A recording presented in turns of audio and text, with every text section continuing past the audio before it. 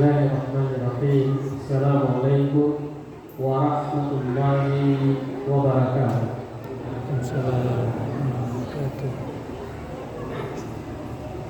Alhamdulillah.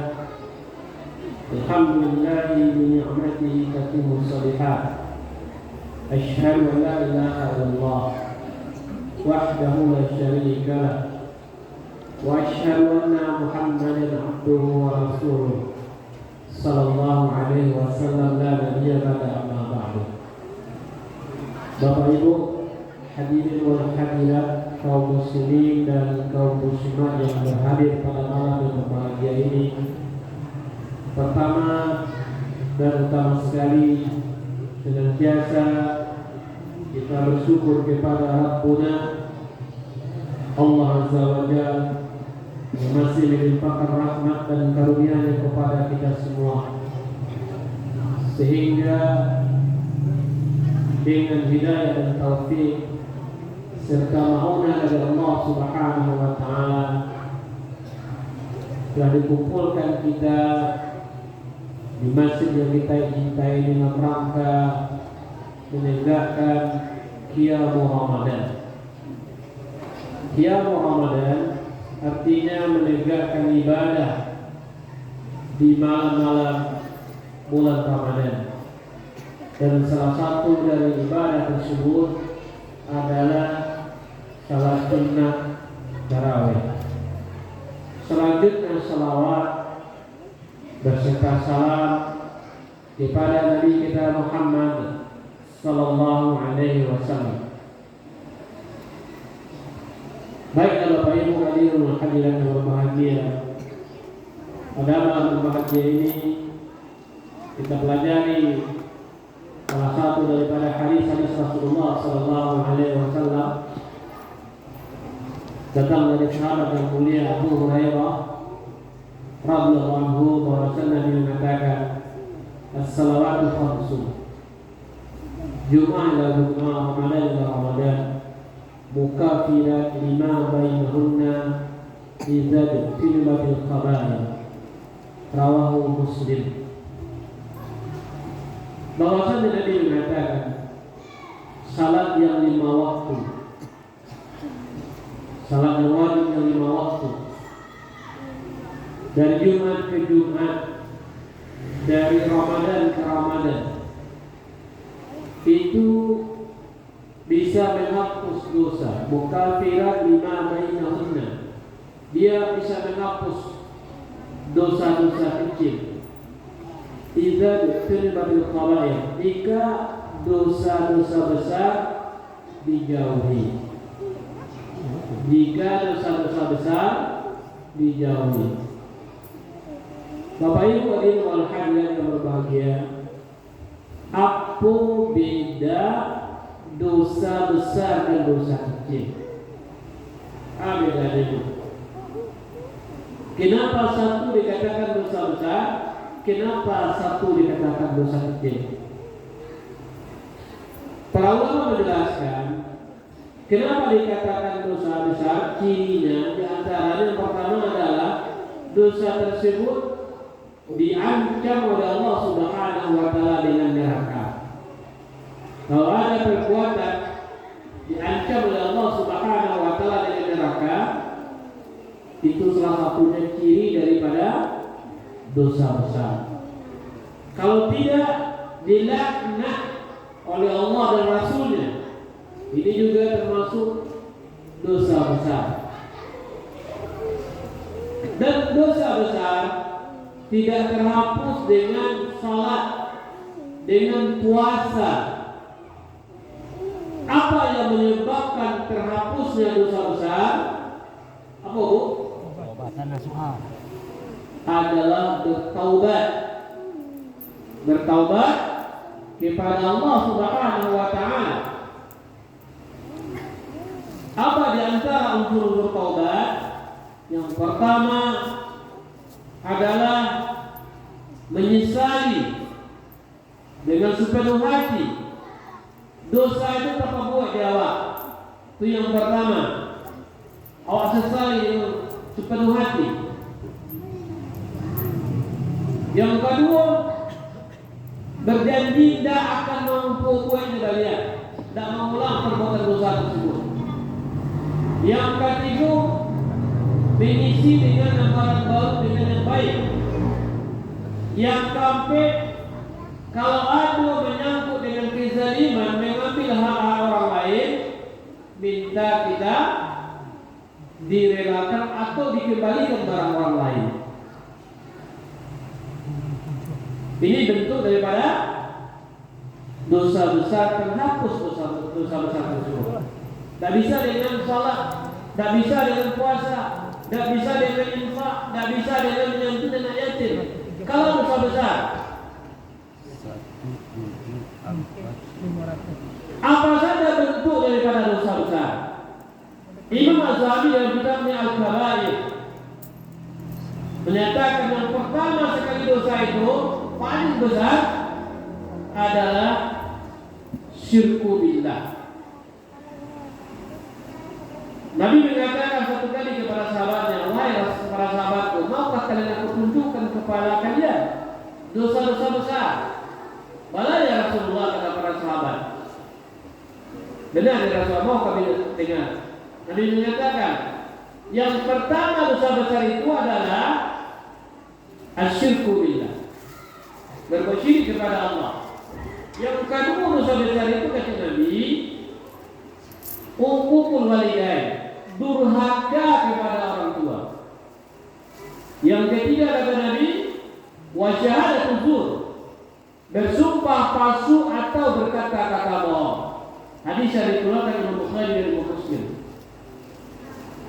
Jadi dosa besar di antaranya yang paling besar itu adalah apa? Berbuat syirik kepada Allah. Berbuat syirik kepada Allah ini dosa sangat besar.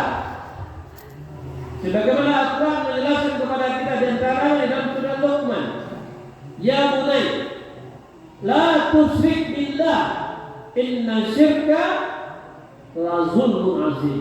Wahai anakku, jangan kau bersyirik, karena syirik itu dosa yang sangat besar. Yang kedua, bahaya dosa syirik itu adalah dalam surah An-Nisa Allah katakan, inna Allah la yaghfiru an yushraka bihi wa yaghfiru ma duna dzalika liman yasha. Sesungguhnya Allah tidak akan mengampuni dosa syirik dan akan mengampuni dosa selain daripada syirik bagi siapa yang dikehendaki oleh Allah. Kalau tak boleh beramal, tapi wabah syirik, Allah katakan di dalam surah Az-Zumar, lain asyrakta la yahbatanna amaluk wa la takunanna minal khasirin. Jika engkau bersyirik, maka terhapuslah seluruh amalmu. Bahaya syirik tersebut. Apa contohnya kepada syirik, Bapak Ibu? Wah, tahu dosa itu dosa besar. Kamu buat jauh. Apa di antara contoh bentuk dosa perbuatannya? Apa Bapak Ibu? Di antara bentuknya adalah ketika kita berdoa kepada selain Allah. Doa adalah ibadah.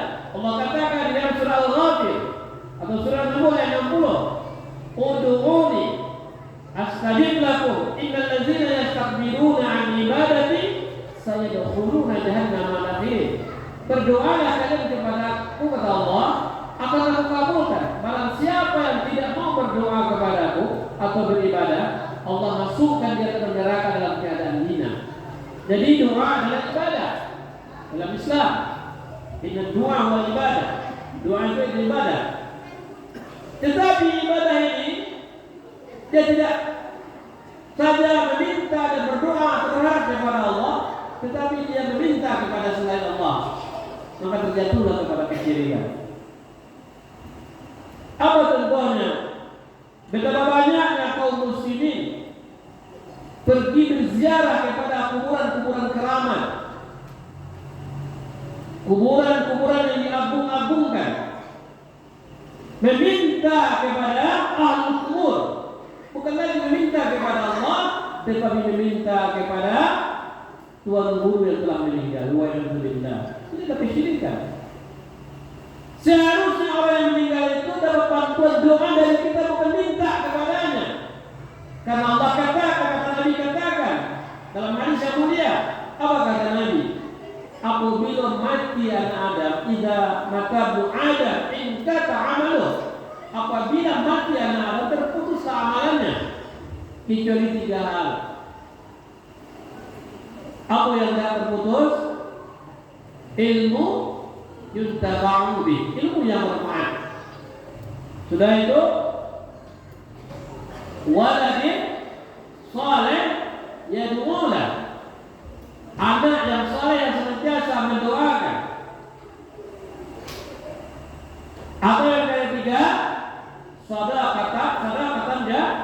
jariyah. Sedekah jariyah. Ini yang benar, yang terputus. Makanya ulama mengatakan, orang yang ada di dalam kubur, siapapun adanya, dia butuh kepada orang yang masih hidup dengan doa-doa kita. Bukan kita minta kepadanya, tetapi fenomena di masyarakat di tempat-tempat tertentu meminta kepada kuburan tersebut.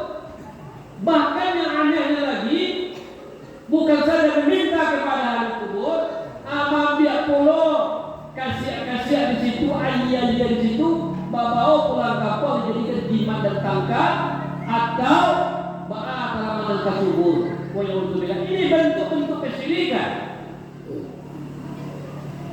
Ada di Bali pupuak. Kalau kata nama Bali pupuak, jangan kasih seperti itu. Dan ini di masyarakat kita, di daerah-daerah tertentu itu bukan saja ratusan ribuan manusia melakukannya, kaum muslimin. Ini adalah perkara kesyirikan. Menjelang Ramadan yang seharusnya kita membersihkan diri kita dari hal yang berbuat dosa dan maksiat. Apakah maksiat? Mendatangi kuburan keramat satu kepada kuburan keramat yang lain. Ini terjadi di masyarakat.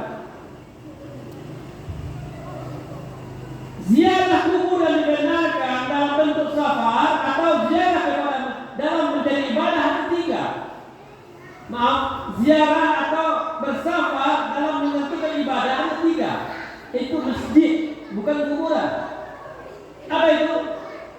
Masjid Haram, Masjid Nabi, Masjid Aqsa. Ini dibenarkan dalam sejarah yang kita bersafar.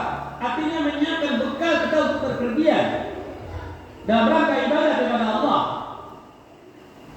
Tetapi ini melakukan ibadah ritual berlabel wisata religi yang intinya berziarah dari kuburan keramat satu kepada kuburan lain, dan inilah kesyirikan yang besar.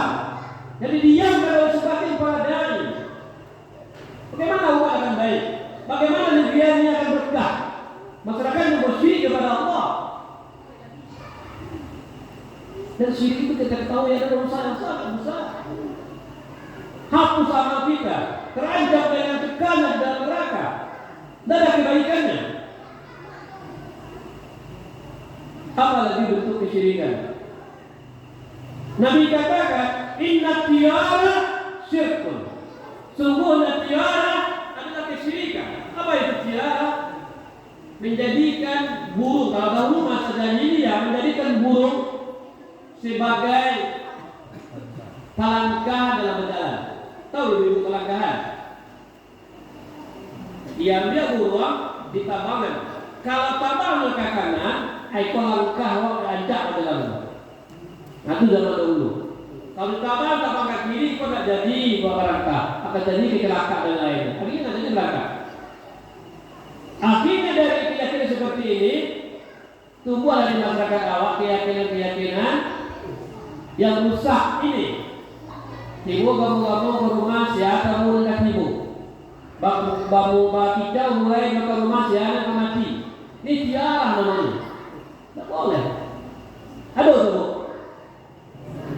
Babu ni gagak di belakang rumah siapa yang malam. Ini cara-cara ini tiara kenapa tadi? Inna tiara syirkun. Sebenarnya tiara itu tanda-tanda burung itu bahkan daripada kesyirikan.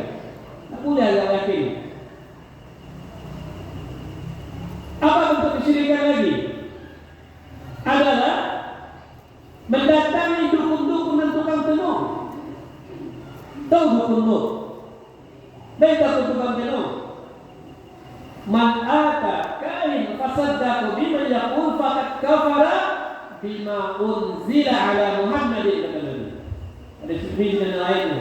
Siapa saja yang mendatangi dukun, tukang tenung dan membenarkan apa yang dikatakannya, kufur kepada apa yang diturunkan kepada Nabi, itu Al-Quran. Dalam hadis Nabi kan lantuk beramal salah, tidak terima salah untuk Nabi. Ini syirik kan? Tidak boleh kita lakukan. Atau meyakini ilmu nujum, ilmu kebintangan. Apa ilmu kebintangan? Itu tanda lahir. Tanda lahir. Kalau dulu rajin tuh, laris majalah koran.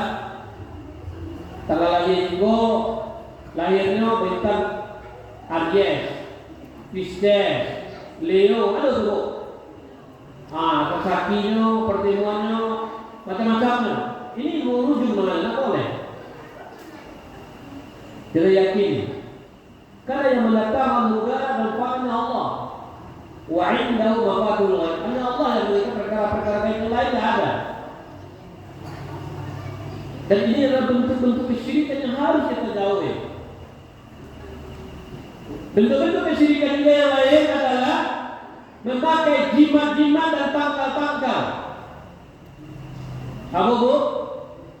Jimat dan tangkal. Tangkal palsi dan lainnya. Ini semuanya adalah bentuk-bentuk kesyirikan. Nabi ajarkan kepada kita kalau ingin melindungi anak kita atau bayi, baca doa wa'udzu billahi min kulli syaitan wa hammatin wa min kulli ainin lama. Baca doa. Sebagaimana kita memasuki tempat-tempat hutan-hutan yang pernah ditemui oleh manusia, bukan dengan izin kepada jin. Wahai jin, wahai penghuni kubur, sampai menjaga dua manusia. Nabi ajarkan apabila kalian masuk di hutan atau sesuatu yang jarang kita masuk di situ, baca doa. A'udzu bikalimatillah tammati min syarri ma khalaq. Berlindung kita kepada Allah. Tidak boleh kita berlindung kepada jin, kepada setan. Jadi inilah apabila dosa-dosa itu tidak bisa tinggalkan, bagaimana Allah akan mengampuni kita dari datangnya Ramadan? Maka keyakinan-keyakinan ini subah-subah kekhurafat-kekhurafat yang masuk ke kalawat harus dibersihkan. Sehingga ibadah, segala bentuk ibadah, ketunduan, kepatuhan, kecintaan, ketakutan hanya kepada Allah Subhanahu wa Ta'ala, tidak kepada yang lainnya.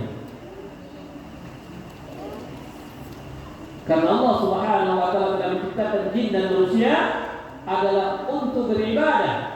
Tidak boleh ibadah itu kita palingkan kepada selain Allah Subhanahu wa Ta'ala. Wa ma khalaqtul jinna wal insa illa liya'budun. Dan tidak aku ciptakan jin dan manusia agar manusia liya'budun, agar beribadah kepada Allah. Tidak boleh kita palingkan ibadah itu kepada selain Allah Subhanahu wa Ta'ala. Dan bentuk perbuatan syirik itu sangat banyak, merayap. Maka Nabi ajarkan doa agar kita berlindung dari perbuatan syirik, karena syirik itu adalah dosa yang sangat besar. 70 dosa besar ditulis oleh para ulama yang keras Imam Zahabi tadi. Dosa yang paling besar yang paling atas itu adalah bersyirik kepada Allah. Dan amalan yang paling bagus diajarkan dan diperintahkan oleh Allah adalah mentauhidkan Allah Subhanahu wa Ta'ala, mengikhlaskan ibadah kepada Allah Subhanahu wa Ta'ala. Ini yang harusnya kita lakukan. Itu beribadah kepada Allah dengan ikhlas, dengan mentauhidkannya, dengan tauhid rububiyah, dengan tauhid uluhiyah, dengan tauhid asma wa sifat. Jadi Bapak Ibu dimulakan yang berbahagia, kembali kepada hadis yang kita pelajari di awal. Apabila dosa-dosa besar bisa dijauhi, tinggalkan, maka sesungguhnya Ramadan ke Ramadan, Jumat ke Jumat akan bisa menghapus amalan tersebut atas dosa-dosa kecil kita. Dan semoga datangnya Ramadan pada tahun ini bisa kita menjauhi segala bentuk dosa-dosa dan senantiasa juga kita berusaha menghindari dosa-dosa kecil. Bapak Ibu hadirin hadirin yang berbahagia, itu mungkin ceramah pendek kita pada malam hari ini. Semoga Allah untuk saya menyampaikan dan untuk kita semua. Dan sebelum saya akhiri, kami di Payakumbuh juga mendirikan ma'had atau pesantren dakwah Ramadhan. Jadi kalau ada anak ibu tamat SD, tamat SMA, SMP, laki-laki, ini kami tahun ini mengadakan penerimaan untuk pesantren kita yang beralamat di Kota Bangah di Payakumbuh. Itu saja, semoga bermanfaat untuk kita semua. Billahi taufiq wal hidayah. Assalamualaikum warahmatullahi wabarakatuh.